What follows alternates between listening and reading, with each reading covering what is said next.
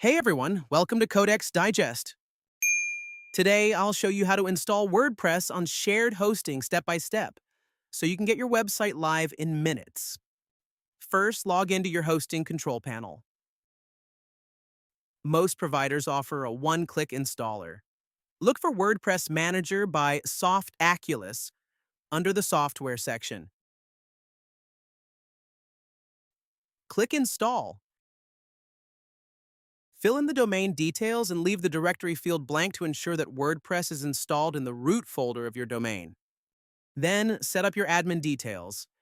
Make sure to use a strong password and then configure the site details. Before hitting install, uncheck any plugins you don't need. You can check out our recommended plugins at codexdigest.com. And then let's just wait for a couple of minutes. That's it. You'll receive your login link and can start customizing your site. For more WordPress tips and reviews, subscribe to Codex Digest and check out our blog. Happy building!